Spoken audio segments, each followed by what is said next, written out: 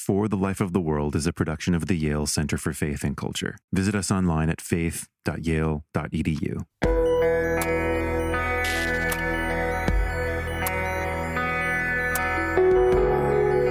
To be confessional here for a second. I'm a Christian, and I believe that conversion is possible, and not just a religious conversion, but that new information, new learning can change our minds about something. I'm an educator. I'm a university professor. So on a certain level, in order to do my job, I have to have at least some sort of stake in the possibility that encountering an idea or a new argument, or in some of my other research, I've looked even at to having an aesthetic experience or encountering a work of art, that it can change not just our minds, but our hearts. In a political environment that is so riven with conflict at the moment, in an era where truth, even the concept, is contested, truth can prevail, and that we can continue to pursue truth even when it's difficult.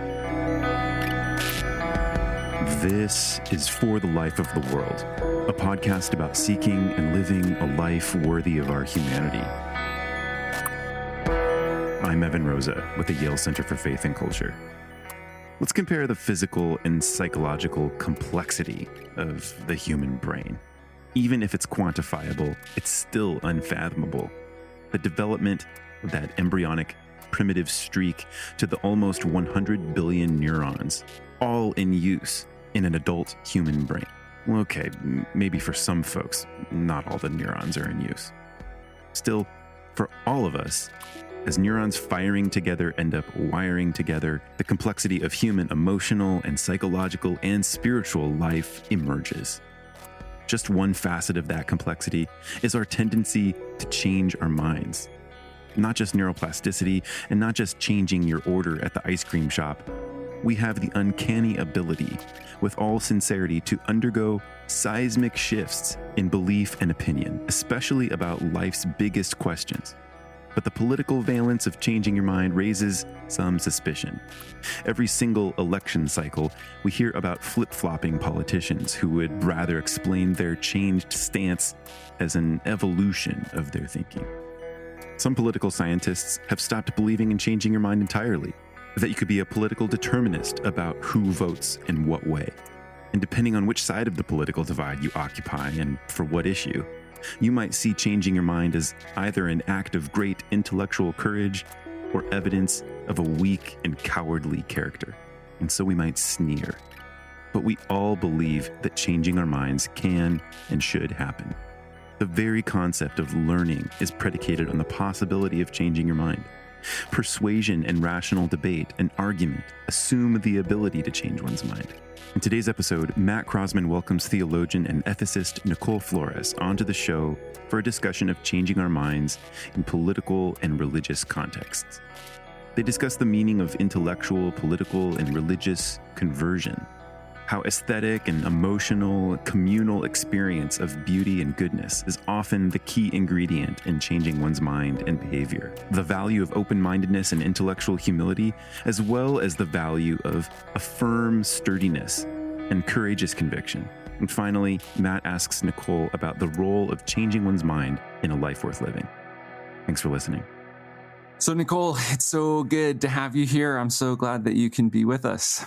Thank you for having me. I guess I'm still maybe in recovery mode from the 2020 election cycle, but one mainstay of my election season life is I am an avid listener of the 538 Politics podcast. I'm one of those folks who I need Nate Silver to tell me that everything's going to be okay. And I realized one of the things that I've picked up from him is he's sort of like the original sort of demographic determinist, at least in my popular imagination, right? He's this guy who's like, man, you want to know how people vote?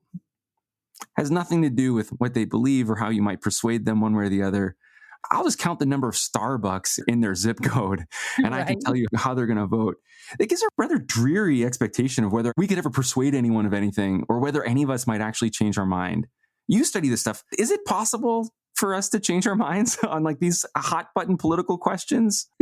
Of course, I'm going to discuss this from multiple angles, but I have to confess to being also a major stan, as the kids say, for 538 blog and following it pretty closely, not just during the elections, but right now, and putting a lot of value in what they have to say, because they are trying to describe what's going on in ways that are harder to do when you're just located in one particular community and you're interacting with people who are largely like-minded. On the other hand, I have to be confessional here for a second. I'm a Christian, and I believe that conversion is possible, and not just a religious conversion, but that new information, new learning can change our minds about something. I'm an educator. I'm a university professor. So on a certain level, in order to do my job, I have to have at least some sort of stake in the possibility that encountering an idea or a new argument, or in some of my other research, I've looked even at having an aesthetic experience or encountering a work of art, that it can change not just our minds, but our hearts. My interest in this topic emerged at that intersection between wanting to attend to the best polling data that I can possibly access to understand the world around me, to have a wonderful descriptive account of how people are thinking and behaving in a political environment that is so riven with conflict at the moment, at the same time needing to maintain hope that minds can be changed, and that even in an era where truth seems to be, even the concept is contested, that truth can prevail and that we can continue to pursue truth even when it's difficult.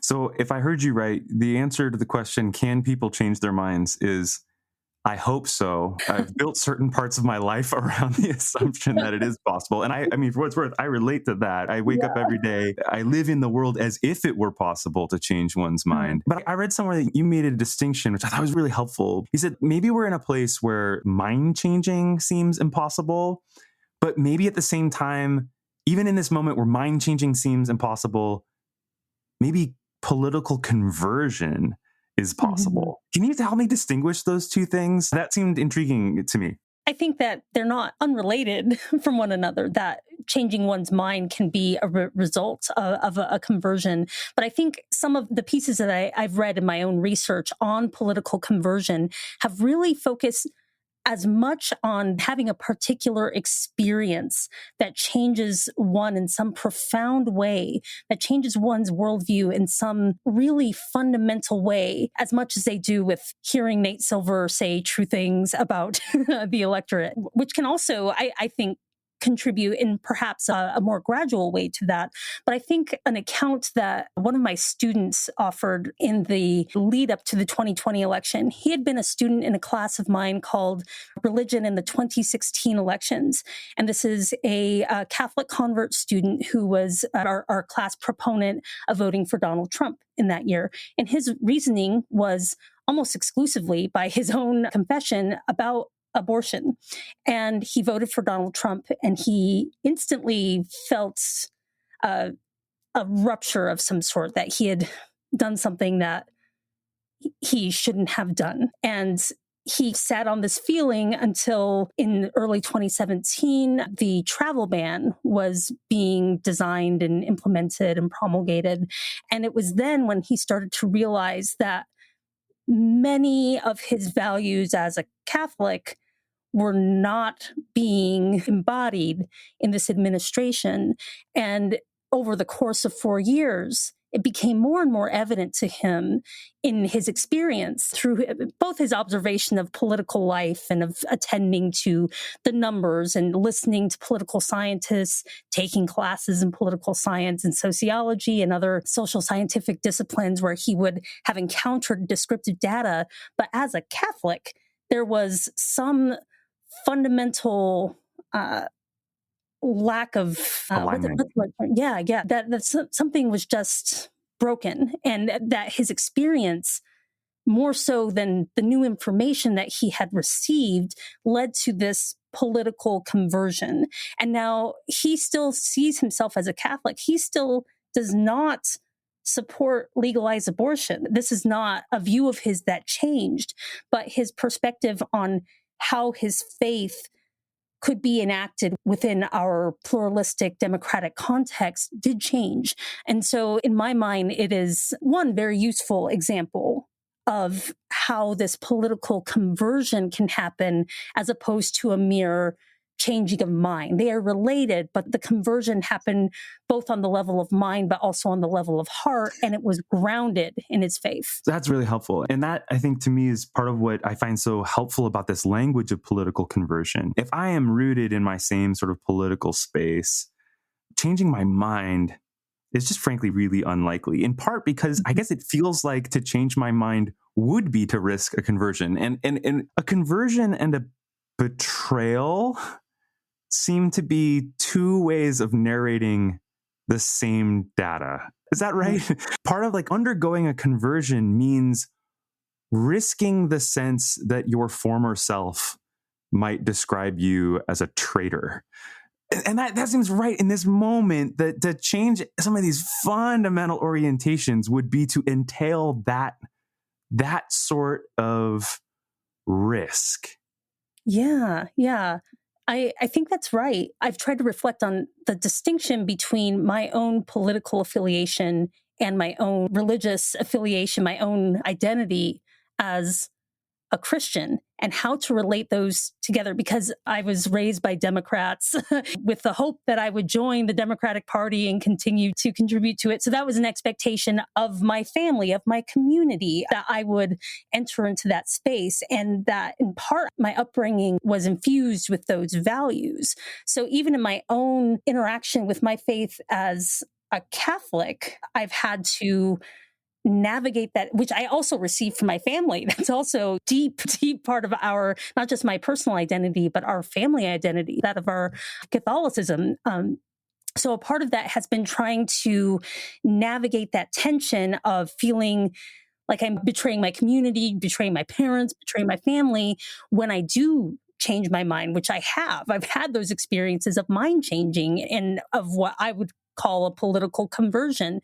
And I think in my own reflection on it, it's been a matter of perhaps disappointing the right people or betraying the right people for the right reasons, perhaps, rather than avoiding the conflict and the tension. Because I see, as a Catholic who is in the Democratic Party, that is impossible to completely reconcile all of those values in a way that's satisfactory to all of the authorities for those communities. That's an impossibility.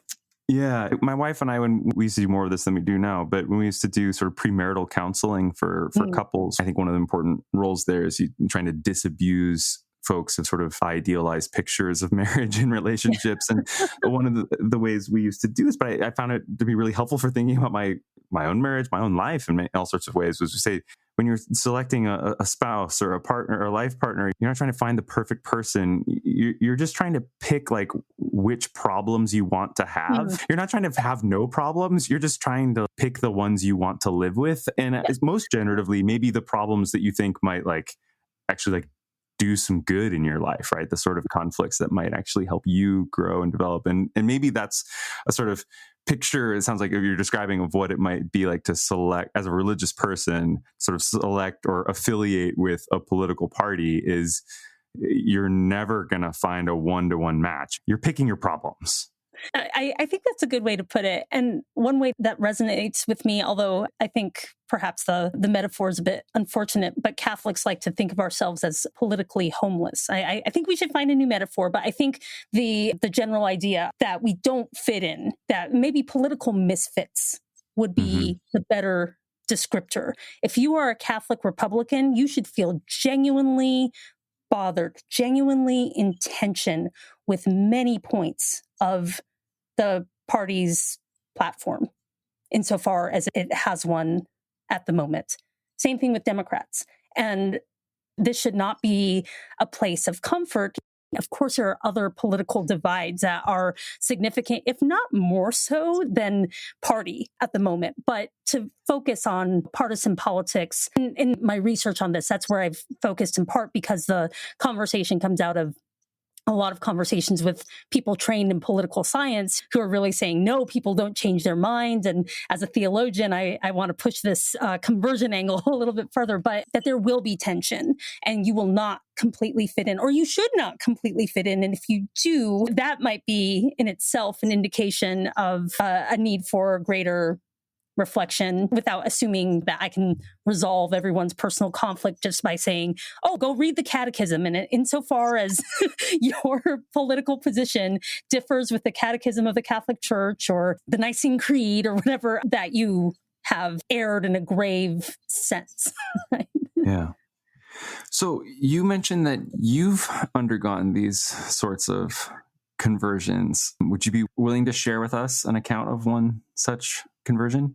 Yeah, absolutely. As I mentioned, I was raised Catholic, but not quite merely cultural, but certainly not in a community that really paid attention to what the Vatican was promulgating in each and every little encyclical. I'm Mexican American, and our faith was very much focused on La Virgen de Guadalupe and trying to create a common good in our community and take care of each other for means of survival. So some of the other issues that are important to Catholics, it's not that I rejected them, they just weren't really important to me. And one such issue was abortion. It's not so much that I would even have described myself as pro-life or pro-choice, so much as indifferent.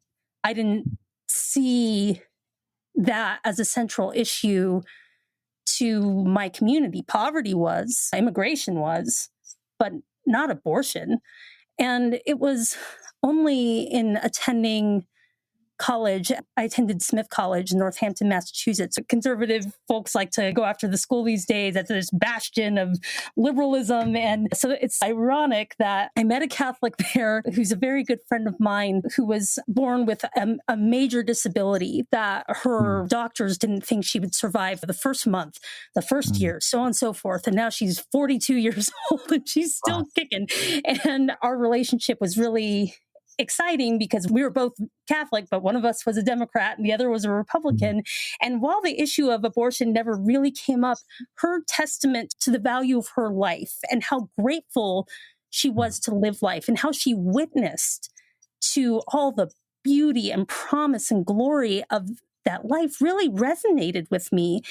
And so when I finally started having more forthright discussions about the issue, actually at Yale Divinity School as a student, that witness really stuck with me.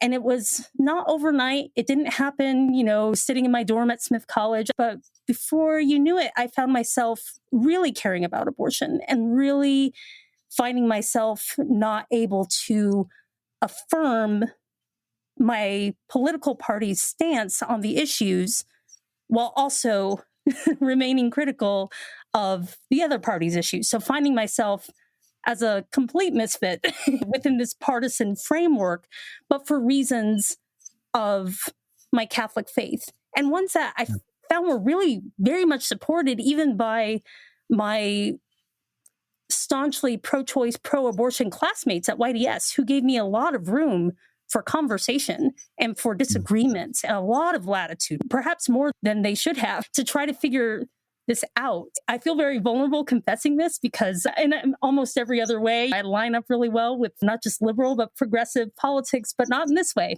And it was a process of not just learning new information, but my heart changing on the issue. Thank you. That's really powerful.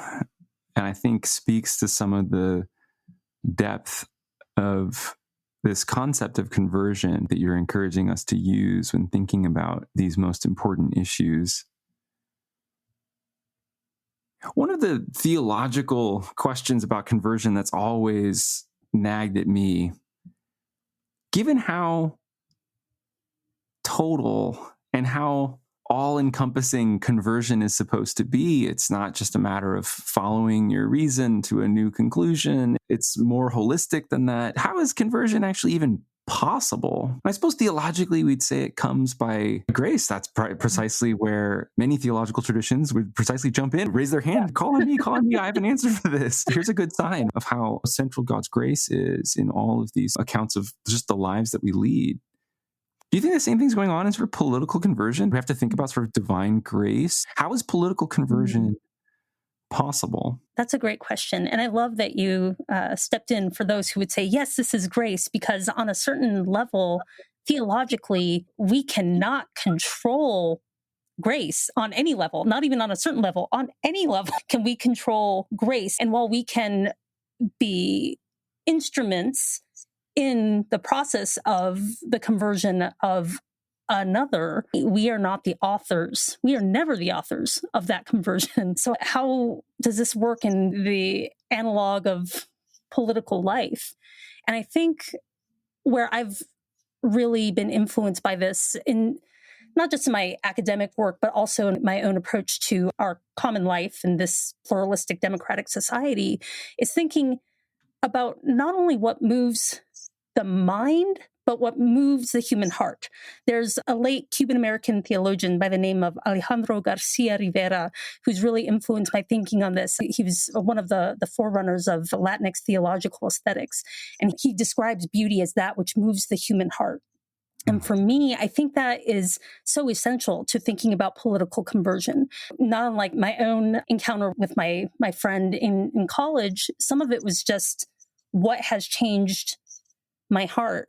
And so thinking about our current political life, so much of it has to do not only with the information people are receiving, but for better or worse, it has to do with how people are feeling. And I know it's really easy to dismiss that. I've seen this dismissed from political pundits from a variety of different positions. Oh, people are just talking about their feelings, they're basing their position on what and how they feel.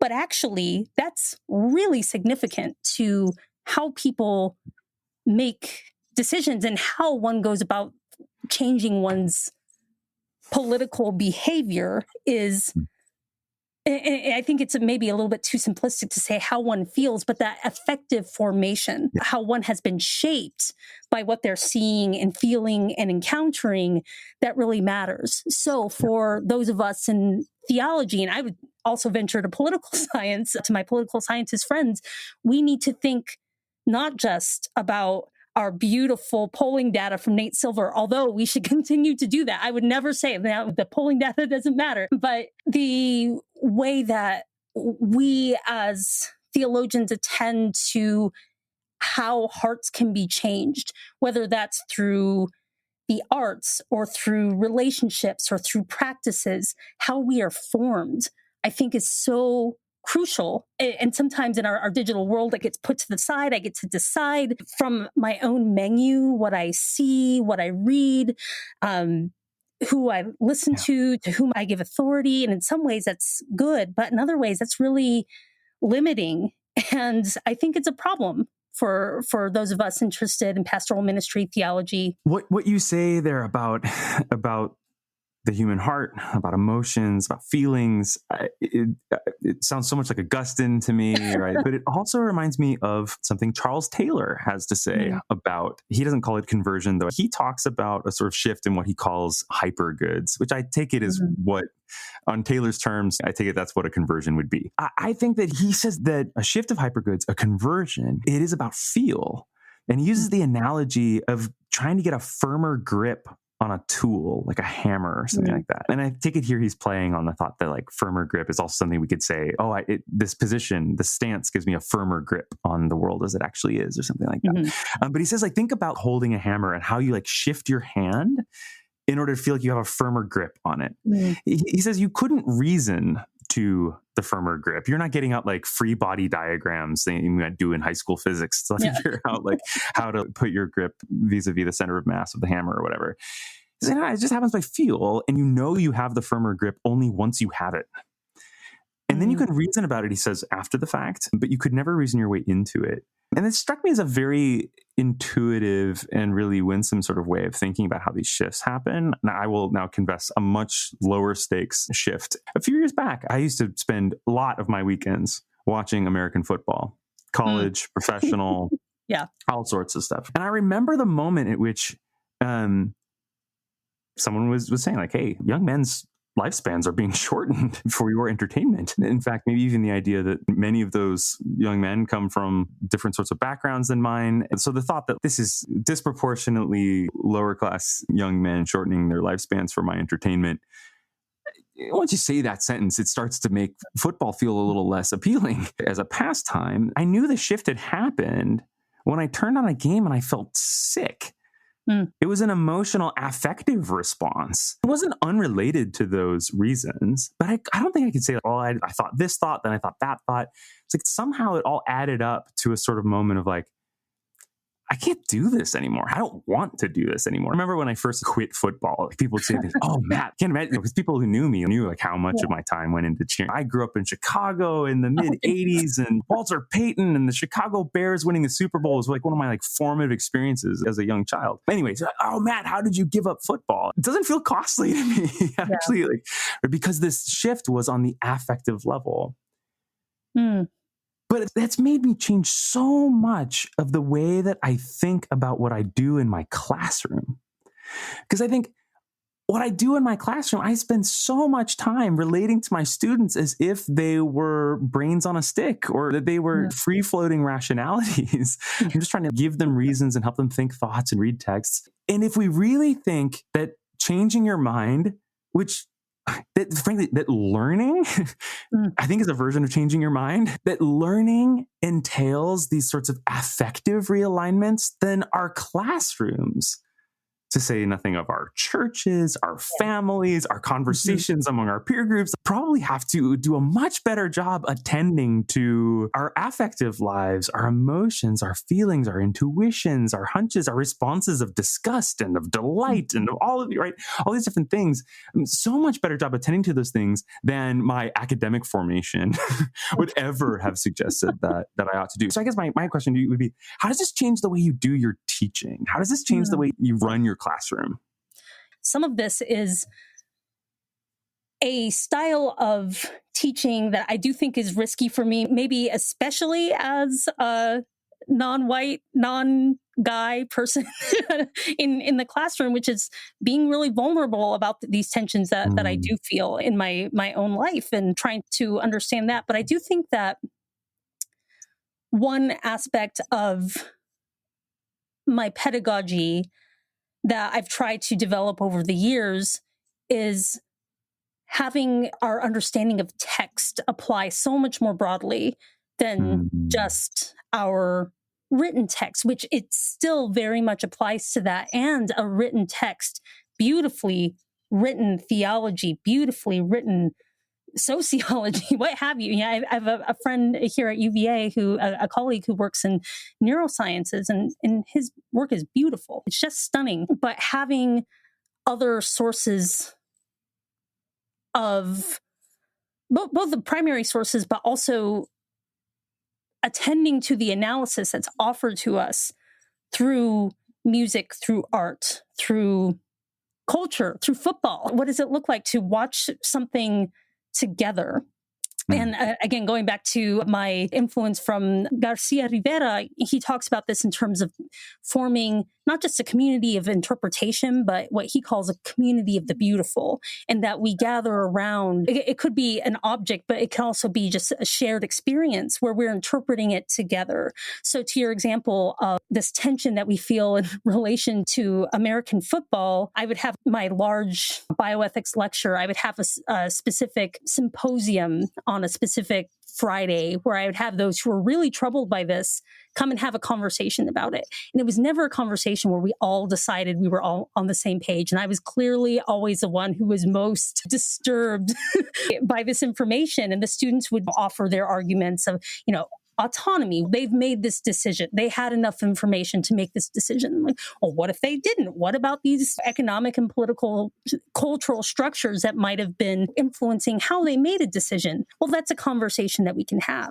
For all of this flack that we receive as academics for not knowing how to argue in class anymore, this was a really great example of what it was like just to disagree and argue about something that meant a lot to all of us. But having that common object that we were studying, I think made a huge difference and also allowed different people to enter the conversation than when we only focus on texts. So Charles Taylor, I take it, actually might take issue with some of what we've just been doing, because we've been talking about the conversion you described, the half-hearted parallel I proposed. He would say these aren't shifts in hypergood, especially, Nichole, as you described yours, you've leaned on, I take it especially for theologian, is a safer ground, right? Which is my theological commitments have remained the same. Mm-hmm. And by virtue of those commitments, I've just aligned more of my political affiliations and my political reflection with my fundamental theological commitment. So for Taylor, your hypergoods have not shifted at all. You've done the sort of reasoning that philosophers are always inviting us to do, which is to work more consistently from our hypergoods to better assessments of other goods in the world. So is this really political conversion? Or is this just alignment of a political self with a theological self that is prior and unchanging? Yeah, this is what many of my favorite Catholics do, is that we really love those hypergoods. And we have millennia of sources defining them for us. But I think I've been more challenged on this point from some of my friends who work in Protestant, either mainline or evangelical, ex-evangelical traditions, where a lot of the questioning really is of the theological tradition itself. And Catholics do some bit of this, but especially progressive Catholic theologians like myself, we do a little, like the sleight of hand we do is actually this thing that you think is not the tradition is actually the tradition based on the principle that I have here. But I do think that it is possible for a social political commitment to change the way we think about our faith. Ooh, that's more risky. And this is more challenging, right? This is taking me way outside of my Catholic comfort zone here, but that this is possible. This happens for some Catholics on issues of gender equality, and that there has not just been the tradition saying complementarity in all cases, guiding that reflection, but there has been more of a dialectical process between our political world and how Catholic theology has tried to metabolize that. And I think the same has been true, maybe even to a greater extent, within evangelical communities. I married an evangelical, so I'm most familiar kind of with the evangelical, ex-evangelical world, but some of that process of revision, I don't like that language because that's usually a dirty word for evangelicals, but that process of change and even conversion can come from an experience of change that happens in conversation and in response to what's happening in society, finding that to be more true, possibly, than what is being taught. And that's scary, I think, for a lot of us. But maybe there are some of my friends who are very comfortable with the possibility of an evolving faith and an evolving tradition. But I think, coming from my Catholic perspective, it is profoundly uncomfortable to admit that could be a possibility. Although I don't think theologically incoherent. It strikes me as like a compelling descriptive picture. I'm not sure whether I'm ready to sign on to it as a prescriptive, like a normative account. Sometimes Charles Taylor, and he's a philosopher, what can he do? Even with all of his concessions to say it's not just all rationality go all the way down. There are these aesthetic moments, these sorts of questions of feel. I have to wonder from time to time. He describes us almost the way that we've now figured out that like economists had like the wrong sort of model of the human person when they imagined the sort of the economic agent as like always acting in their own rational self-interest. And that turns out to be like a really bad assumption to make. If we think about, as philosophers, theologians, we might be inclined to also have a sort of descriptively imagine humans maybe too straightforwardly. Like we just have like our epistemological pyramids all nicely ordered, and we have our theological commitments down at the bottom, and those will never change. In that sense, you would actually never have a conversion, at least of the strict sort that I'm thinking about. Instead, you just have sort of goods sort of trading places with one another, sort of becoming hyper goods, becoming whatever, hypo good, lesser good. And they're just switching places with one another. And that might be adequate to describe a whole lot of what's happening, maybe not ever for what we truly would call conversion of the sort in which the grace of God, the work of the Holy Spirit has to intervene and suddenly do what is impossible otherwise. But in many of our sort of reconfiguration of our own thoughts maybe it's simply that we're swapping out like one set of goods is taken as one set of judgments taken as more fundamental, another set of judgments taken as less fundamental, and maybe they're limping along, walking back and forth this way. I think that this is really a tremendous challenge to theology, but it calls to my work as a Catholic theologian, not one who hides that fact from public discourse or from my students or colleagues working at a public university. And I'm not the first Catholic theologian to do this. There's been a well-worn path between those who've earned their theology degrees at, Boston College, Notre Dame, what have you, and working in a public university context. But some of that is based on the hope that our tradition can learn from the broader world. Any claim that Catholic teaching doesn't change, that's a bankrupt claim. Catholic teaching has changed and does change over the course of time. And when we think specifically about issues of slavery, race, and racism that are so salient today, the church has changed and needs to change even more on those issues. The church actually had some really wonderful teachings about these, but they have not been received in some contexts, especially among U.S. Catholics, and B, there needs to be more. And so a part of that process requires an encounter with the world and to be converted by the world. And now I'm going to get really Jesuit here. You can tell I earned my PhD at Boston College, that it's not a one-way street. We come and we bring all of our truth and everybody adjusts their political apparatus accordingly, which is, in this debate about Eucharistic coherence and whether or not the U.S. Catholic bishop should deny a Catholic politician who is pro-choice, a position which I personally oppose. But part of this debate is whether or not there is a need for those of us, not just politicians, but all of us who participate in public life, which is every Catholic, every Christian. This is, at least from a Catholic view, this is an essential part of our call to contribute to the common good and to be social and to contribute to society, is to participate in our politics. And one position would be, well, unless you always and in every case advocate for what the church teaches right now in your society, you're somehow not being faithfully Catholic or Christian. That's one position. And another might be, perhaps we're having more of a mutual encounter where, yes, the church is the light of the world. The church is bringing joy and hope to our society, but also the church is being chastened by what we encounter in society. And we are seeing where we can more fully image the body of Christ. My students sometimes get caught on to me that the thing that makes me, they're like, Matt is open-minded in as much as he can learn from all sorts of different traditions, even like interreligious dialogue, which is a lot of where I end up in conversations with my students. But he's a sturdy, almost annoyingly sturdy Christian in that, like, those insights, whatever he finds in other places, are always going to come back to something about the person and activity and work of Jesus Christ. And it's a little bit of a knowing, like, eye roll, but I want to get that knowing eye roll. And that helps me know that I'm doing, at least for my sense of what I'm called to do. Yeah. Annoyingly sturdy Christian sounds like a great Twitter profile. Nice. Might I aspire to some such thing? I do think a lot, especially in my teaching, my interaction with students, I think so much about the value of intellectual humility has been lurking behind all of our conversation here. It's the sort of virtue that celebrates the possibility that something like compromise, or the possibility that changing your mind, might be a good thing. How would you describe the role of changing one's mind in seeking a life worth living, a life worthy of our shared humanity?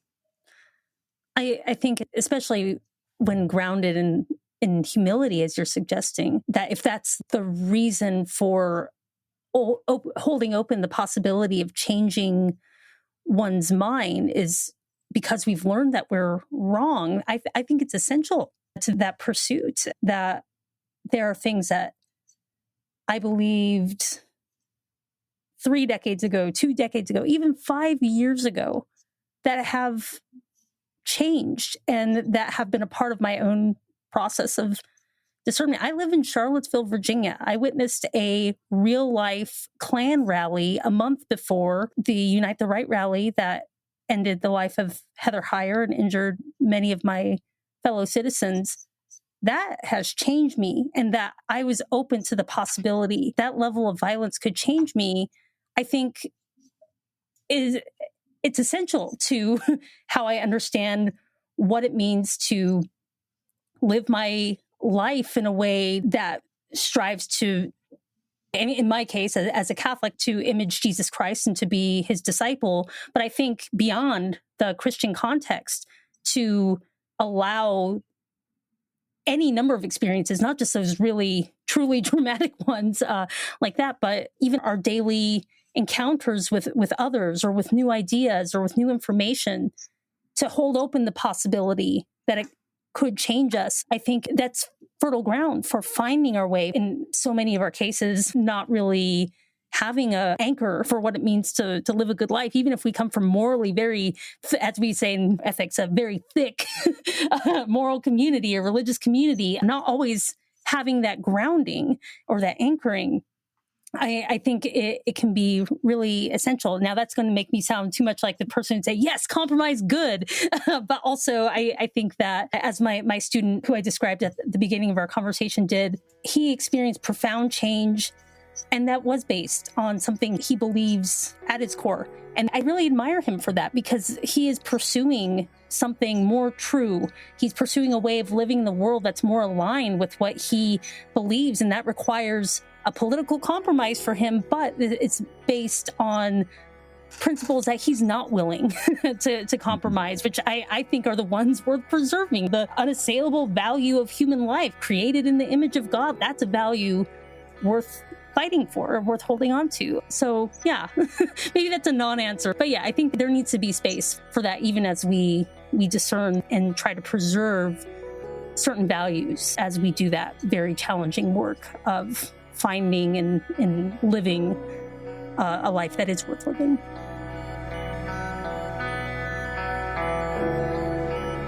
Nichole, thank you so much for being with us. Thank you for this conversation. Yeah, just so grateful whenever you're able to join us on the podcast. Let's let it not be too long before you're back again. Well, I'm always happy to come back. It's always a pleasure. All right. Thanks so much. Thank you.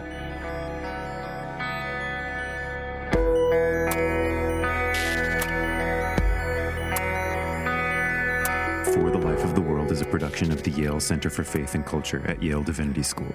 This episode featured biblical scholar Matt Croasmun and theologian Nichole Flores. Production assistance by Martin Chan. I'm Evan Rosa, and I edited and produced the show. For more information, visit us online at faith.yale.edu. New episodes drop every Saturday, with the occasional midweek. If you're new to the show, we're so glad that you found us. Remember to hit subscribe so you don't miss any episodes. And if you've been listening for a while, thank you, friends. If you're liking what you're hearing, I've got a request. Would you support us? It's pretty simple, really, and won't take much time. Here are some ideas. First, you could hit the share button for this episode in your app and send a text or email to a friend, or share it to your social feed. Second, you could give us an honest rating on Apple Podcasts. How are we really doing? Finally, you could write a short review of the show in Apple Podcasts.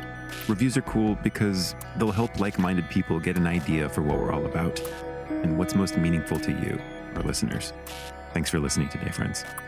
We'll be back with more this coming week.